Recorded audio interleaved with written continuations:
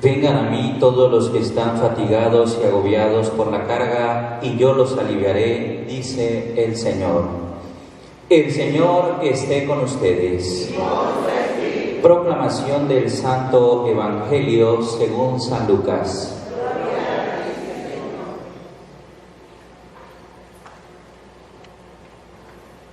En aquel tiempo, un fariseo invitó a Jesús a comer con él. Jesús fue a la casa del fariseo y se sentó a la mesa. Una mujer de mala vida en aquella ciudad, cuando supo que Jesús iba a comer ese día en casa del fariseo, tomó consigo un frasco de alabastro con perfume y fue y se puso detrás de Jesús y comenzó a llorar. Y con sus lágrimas bañaba sus pies. Los enjugó con su cabellera, los besó y los ungió con perfume. Viendo esto, el fariseo que lo había invitado comenzó a pensar: si este hombre fuera profeta, sabría qué clase de mujer es la que lo está tocando y sabría que es una pecadora. Entonces Jesús le dijo: Simón, tengo algo que decirte. El fariseo contestó: dímelo, maestro. Él le dijo: 2 hombres le debían dinero a un prestamista. Uno le debía 500 denarios y el otro 50. Como no tenían con qué pagarle, les perdonó la deuda a los 2. ¿Cuál de ellos lo amará más? Simón le respondió: supongo que aquel a quien le perdonó más. Entonces Jesús le dijo: has juzgado bien. Luego, señalando a la mujer, dijo a Simón: ves a esta mujer, entré en tu casa y tú no me ofreciste agua para los pies, mientras que ella me los ha bañado con sus lágrimas y me los ha enjugado con sus cabellos. Tú no me diste el beso de la salud, ella en cambio desde que entró no ha dejado de besar mis pies. Tú no ungiste con aceite mi cabeza, ella en cambio me ha ungido los pies con perfume. Por lo cual yo te digo, sus pecados, que son muchos, le han quedado perdonados, porque ha amado mucho. En cambio, al que poco se le perdona, poco ama. Luego le dijo a la mujer: tus pecados te han quedado perdonados. Los invitados empezaron a preguntarse a sí mismos: ¿quién es este que hasta los pecados perdona? Jesús le dijo a la mujer: tu fe te ha salvado, vete en paz. Palabra del Señor. Gloria a ti. Tengan la bondad de sentarse. Hoy conmemoramos la celebración de Andrés Quintegón y compañeros mártires coreanos. Mártir es aquel que es testigo, ¿verdad? Que es testigo por el Evangelio de Cristo, que es capaz de dar su vida hasta derramar la sangre por el Evangelio del Señor. Y los mártires pues alcanzan esta corona de la gloria, la corona de la cual habla Pablo, que no se marchita, porque son capaces de entregarse, así como Cristo se entregó en la cruz del Calvario. Por eso son venerados por nuestra Iglesia Cristiana Católica. Por supuesto, utilizamos el color rojo en la liturgia para conmemorar a los mártires y a los apóstoles. Fíjense, no todo el tiempo usamos rojo, sino para ocasiones especiales, y hoy pues conmemoramos a estos mártires coreanos. Fíjense, hermanos, en la primera lectura, la carta del apóstol Pablo pues nos indica que Pablo ha predicado o no ha predicado otra cosa que el Evangelio de Cristo, y la gracia en él no ha quedado infecunda, es decir, no ha dejado de dar fruto. Por el contrario, Pablo se ha esforzado de predicar el mismo Evangelio que él ha recibido, es decir, esa revelación que Dios le dio camino a Damasco. Los otros apóstoles se habían encontrado con Jesús. Por supuesto, Pablo no conoce a Jesús, ¿verdad?, cara a cara, nunca le conoció cara a cara, porque no son del mismo periodo, ¿no? Por supuesto que no le conoció, pero pero él dice, a mí, el último de los apóstoles, también Jesús se me apareció y me reveló que yo tendría que ser predicador a los gentiles, ¿verdad? Es decir, a los pueblos que no eran romanos, a los pueblos que vivían a los que no eran judíos, a los que vivían en la gentilidad, porque a San Pedro le toca predicar a sus paisanos, ¿verdad? Del pueblo judío. A Pablo le tocó esta misión, la misma misión, pero con características diferentes. Igual, llevar la palabra de Dios al mundo conocido. Había que predicar la palabra, había que llevarla. Y el Señor le dijo a Pablo, yo te mostraré lo que tú tendrás que sufrir por mí, ¿verdad? Y por el Evangelio. Por eso Pablo se defiende en unas ocasiones, dice, si ustedes son apóstoles, yo también. Si ustedes han sufrido, pues yo también. A mí me han apedreado, he naufragado 4 veces, he aguantado azote, persecuciones, pero se reconoce como indigno. Dice, yo que soy como un aborto de la naturaleza, pero Dios, la gracia de Dios en Pablo no ha sido infecunda, dice. Todo lo que él ha recibido lo reconoce como don y gracia de Dios. Pablo tiene un lema muy bonito, muy interesante y de mucha teología, ¿verdad? De mucho peso teológico. Dice, cuando soy débil, entonces soy fuerte, porque la gracia de Dios puede actuar en mí. Y fíjense que eso es así para nosotros todos los cristianos. Cuando nos hacemos humildes, cuando nos empequeñecemos delante de Dios, Dios obra maravillas en nosotros, ¿verdad? La gracia de Dios se pone de manifiesto, porque el Señor ve la humildad del corazón humano, ve la humildad de cada uno de nosotros, y así actuaba portentosamente en San Pablo, ¿verdad? Porque él se reconocía indigno siervo de Dios. Decía, todo lo que yo he recibido ha sido don y gracia. Todo lo que tengo me lo ha dado el Señor. El mundo lo considero basura, con tal de ganar a Cristo y alcanzar esa corona inmarcesible, esa corona que no se marchita. Pablo es capaz de reconocer que todo proviene del Señor. Y así para nosotros podemos sacar una enseñanza de esa lectura, ¿verdad? Que confiando en el Señor podemos nosotros transformarnos, ¿verdad? Transformar nuestro ser y llevar esa misma palabra del Evangelio a otros hermanos, ¿verdad? Entrar en esa dinámica, dice Pablo, en esa dinámica, dice Pablo, de conversión, ¿verdad? En ese cambio de vida. ¿Qué es la conversión? Renovación de la mente y del espíritu, ¿verdad? Del espíritu, porque hemos nosotros todos, hermanos, recibido el Espíritu de Cristo, que lo hemos recibido ¿cuándo? En el bautismo. Todos hemos recibido ese mismo Espíritu, el Espíritu Santo, fíjense. Hemos recibido fe, esperanza y caridad, 3 virtudes teologales. Y la fe está allí, ¿no? Pero hay que hacerla germinar, hay que hacerla crecer. Es como una plantita, si usted no le echa agua, no puede crecer, necesita agua, necesita los rayos del sol, ¿verdad? Para irse desarrollando esa planta. Así mismo puede ser la fe, como una semillita que ha puesto Dios en nuestros corazones, pero hay que hacerla germinar, hay que hacerla crecer. ¿Y cómo crece, Padre? Bueno, con la palabra de Dios, con la Eucaristía, con los sacramentos, doblando rodillas. Hay gente que son bien buenos, ¿verdad? Haciendo sus oraciones, ¿verdad? De rodillas, doblando rodillas, dice la gente, Padre, doblando rodillas, orando, dice Jesús, oren sin cesar, como ha dicho, ¿verdad? Estén alerta siempre, porque el espíritu está presto, mas la carne es débil. Entonces, por eso necesitamos nosotros orar para que se fortalezca nuestro espíritu. Ese espíritu, somos, fíjense, hombres con entendimiento, capacidad de razonar, con voluntad, pero dentro de nosotros hay un alma espiritual que no puede morir, que ha sido llamada para vivir eternamente con Dios en el cielo.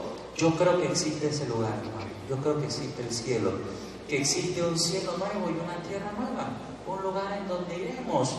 Dice Jesús en su palabra: en la casa de mi Padre hay muchas habitaciones. Yo me voy a prepararle un lugar para que donde yo esté, también estén ustedes.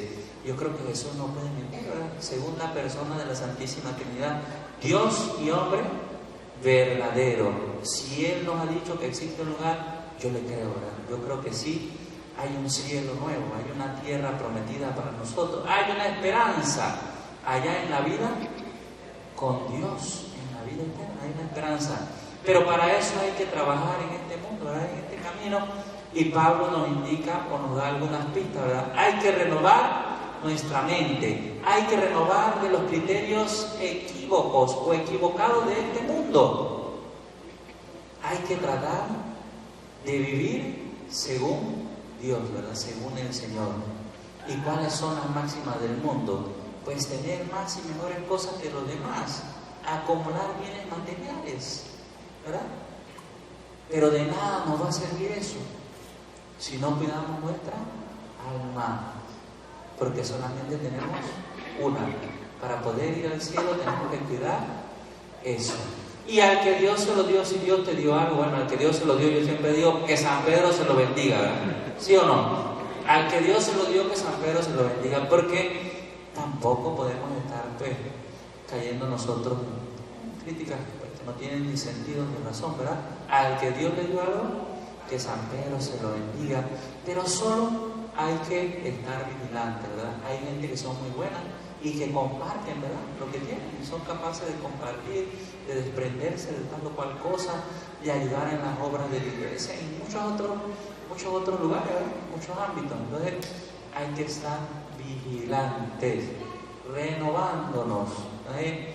También nosotros podemos ser capaces de aceptar esa gracia que Dios nos ha dado, ¿verdad? Somos una comunidad cristiana, hay muchos dones, hay muchos carismas, todo eso hay que ponerlo al servicio de la comunidad. Y así podemos nosotros pues hacer ese camino que ha hecho Pablo, ¿verdad? Ese camino de entrega y sacrificio que hacen los mártires por el Evangelio de Cristo. Por supuesto que la fuerza está en la palabra y en la Eucaristía. Yo le digo a la gente cuando van a proclamar, por favor, el domingo me tocaron 3 meses en la Virgen del Carmen, y digo, no me lean de la hojita, por favor, de la semilla. No me lean de la semilla, que el libro tiene la letra más grande, ¿verdad? Que se ponen como nerviosos. No, practiquen, vengan antes de la hora de la misa, un ratito practiquen, o en la semana, ¿verdad? Usted practica la palabra, se prepara la lectura, y las del libro son más grandes. Usted puede proclamar mejor. Yo le digo, cuando usted proclama la palabra, espada de 2 filos, para acá y para allá, para la comunidad cristiana. La palabra entra en su ser, aunque no lo vemos, va entrando cuando usted lee en su casa la Biblia, usted no se da cuenta, el Espíritu Santo está entrando en ti, en tus entrañas, porque allí te va transformando.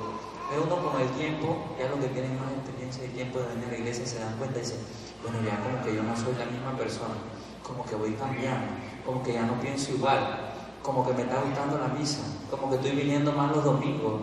Uno como que va cambiando, pero es la palabra, como que me voy a confesar, cosas así, ¿no? Y uno dice, pero ahora me estoy volviendo más católico. El Espíritu Santo te está transformando, te está convirtiendo más, haciéndote semejante a Cristo, haciéndote semejante al Hijo de Dios, por la palabra y los sacramentos, sobre todo por la Eucaristía, ¿verdad?, que es el cuerpo y la sangre de Jesús.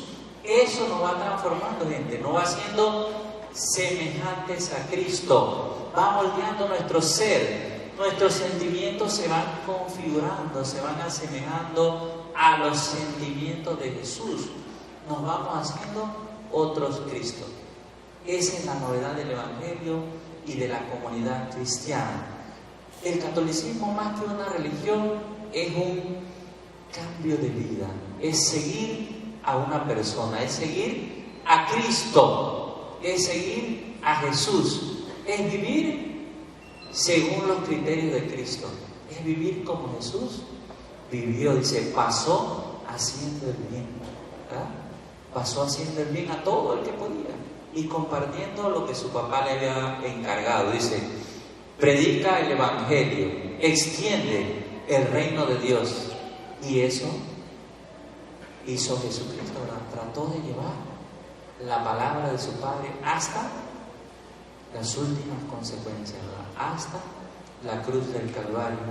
Y allí, como los mártires que conmemoramos hoy, muere Jesús, martirizado, derramando hasta la última gota de su sangre por ti y por mí, para que tengamos vida eterna, para que tengamos posibilidad de ir al cielo y para remisión de nuestros pecados, ¿verdad? Por eso murió Cristo, para salvarnos a cada uno de nosotros. Miren qué interesante. Fíjense, hoy el Evangelio es un Evangelio muy bonito, ¿verdad? En donde, y de mucho sentido, ¿no? En donde una mujer, el escenario es un banquete, ¿verdad? Una mujer, Jesús fue invitado a un banquete a comer por un fariseo, maestro de la ley, instruido, ¿verdad? En la Torá, en la ley de Moisés. Invita a Jesús a comer y resulta que, voy a ponerle una cascarita aquí para ver si cae. ¿Quién era la mujer? Pecador. ¿Quién era? ¿Cómo se llamaba? Magdalena. Error. María. Mucha gente han dicho pobre Magdalena. Mucha gente han dicho que es Magdalena, que es María Magdalena. Yo les voy a decir quién era. Busquen el Evangelio de Juan. Era María, la hermana de Lázaro y de Marta, ¿verdad? Era María. Búsquenlo en el Evangelio según San Juan. Ahí está el nombre, porque los otros solamente dicen una pecadora pública. Pero búsquenlo en Juan, en el Evangelio. Ahora cuando llegan a la casa, lo revisan. Y se ha ido recorriendo eso, se ha ido regando, ¿verdad? Se ha ido regando que era la pobre María Magdalena. Ay, miren. Se ha ido regando, ¿verdad? Y es porque, si ustedes siguen este texto en la Biblia, a continuación viene un texto de Magdalena. Y por eso el cerebro, la gente asocia, dice, esta misma tiene que ser. Y sepan que no, es la hermana de Lázaro, el amigo de Jesús. Pero fíjense qué interesante, ella va a donde está su Señor y se pone a los pies y lloraba. Entonces el fariseo dice, si fuera profeta supiera quién es el que lo está tocando, ¿verdad? Supiera qué clase de mujer es, haciendo juicio, porque los fariseos se creían justos, se sentían justificados, se sentía sin pecado alguno, se creía puro, ¿verdad? Seguidor de la ley, pero no seguidor del amor, como Jesús. No seguidor del amor, sino seguidor de la ley. Y la ley sin el amor, ¿a dónde queda, verdad? Entonces fíjense que Cristo le dice, Simón, tengo algo que decirte. Habían dos prestamistas, un hombre, los dos le debían. Dice que uno le debía 5,000, creo que es denarios, y el otro le debía 50, por decir un número, ¿verdad? Como no tenían con qué pagarle, le perdonó A ambos la deuda. ¿Cuál le amará más? Dice el fariseo. Supongo que el que más le debía, ¿verdad?, le agradecerá más. El que más le debía, dice, has juzgado bien. Yo entré en tu casa, no me diste el beso, no me lavaste los pies, no ungiste mi cabeza. En cambio, esta mujer desde que entró no ha parado de besarme los pies, me ha bañado, me ha lavado los pies con sus lágrimas y me lo ha secado con su cabello, me ha enjugado los pies con su cabello. Tú no has hecho eso.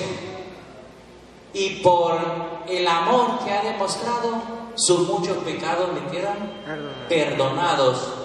Porque al que mucho ama, mucho se le perdonará. Esa es la ley del amor, la ley de Cristo. Al que mucho amor demuestra, mucho se le va a perdonar sus pecados, ¿verdad? ¿Y qué ley, qué enseñanza de vida, verdad, le da Jesús a este fariseo? No te quedes en las apariencias, no juzgues a esta pobre mujer, ¿verdad?, que está arrepentida. Dice, ¿quién es este que es capaz de perdonar hasta los pecados, verdad? En otro texto dice, para que vean que el Hijo del Hombre tiene poder en la tierra para perdonar los pecados, yo te lo mando. Levántate, toma tu camilla y vete a tu casa, ¿verdad? Para que vean que Jesús es Hijo de Hombre también y que tiene poder y autoridad en este mundo también, ¿verdad? Para perdonar, para devolver la vida, para restaurar a una persona, sea cual sea la falta. La misericordia de Dios es mayor. Jesús es hombre y Dios verdadero, misericordioso y compasivo como Dios Padre lo es, ¿verdad? Se compadece del dolor humano. Misericordia, ustedes saben, tiene miserere y cordis, corazón, ¿verdad? La miseria que hay en el corazón humano, Dios la conoce, porque su Hijo Jesucristo se ha hecho hombre, se ha hecho uno de nosotros para entender cuáles son los sentimientos del ser humano, el dolor, la tristeza, la angustia.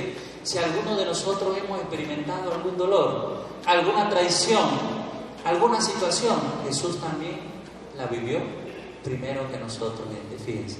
Jesús ha experimentado todos los sentimientos del hombre, todos los sentimientos que nosotros hayamos podido experimentar, Jesús ya lo sabe, ¿verdad? Y por eso se hizo hombre y se encarnó de las purísimas entrañas de la Santísima Virgen María para salvar lo que en el hombre se había perdido. Pues, queridos hermanos, que nosotros también, pues, a la manera de Jesús, seamos compasivos y misericordiosos, que demos perdón. Decía, creo que era Pedro, Señor, ¿cuántas veces tengo que perdonar? 70 veces. 70 veces 7. Es decir, siempre debemos estar nosotros abiertos a la experiencia del perdón, porque Dios nos perdonó a nosotros o nos sigue perdonando muchas cosas. Entonces, como Dios es compasivo con nosotros, nosotros también debemos ser como Él, porque los hijos se parecen al papá, ¿o no? Como Dios es nuestro papá, nosotros tenemos que parecer a Él. Tenemos que tener un corazón como el de Dios, compasivo y misericordioso. No, Padre, porque me la hicieron. No, Padre, porque estoy herido. No, hay que aprender a soltar todo eso, a sanar todas esas heridas. Si no, ¿cómo vamos a hacerlo? Hay que dejar que el Señor haga su misión en nosotros, que nos vaya limpiando, que nos vaya sanando, que nos vaya transformando de cualquier situación. ¿Y quién es el que perdona más rápido? A ver, los maridos, las esposas, los matrimonios, como tan peleaditos que ponen una mitad de almohada así en el medio, que tú échate para allá y tú del otro lado, y no te cruces para acá, porque están peleados, ¿no? ¿Quién es el que va a buscar a la contraparte primero. El esposo. El culpable no. El esposo. El que más ama es el que va, ¿sí o no? Hace la experiencia, el que más amor tiene es el que trata de buscar la reconciliación con el otro. Y a veces se tienen que hacer los tontos. Yo tuve la culpa. Mentira. ¿Verdad? Mentira. Usted no tuvo la culpa, pero usted es más humilde para que la cosa se arregle. ¿Y qué dice Pablo? No se vayan a acostar peleados porque el maligno se mete, ¿verdad? Entonces, reconcíliense. Y después se salta las almohadas, ¿verdad? Reconcíliense primero y después se salta las almohadas. Pero no se acuesten sin reconciliarse, porque si no el mal se aprovecha, ¿verdad? Para meterse ahí, para meterle a usted ideas equivocadas de su esposo, de su pareja, ¿sí? Reconcíliense primero, porque mucho has amado, mucho se te ha perdonado. Que así sea.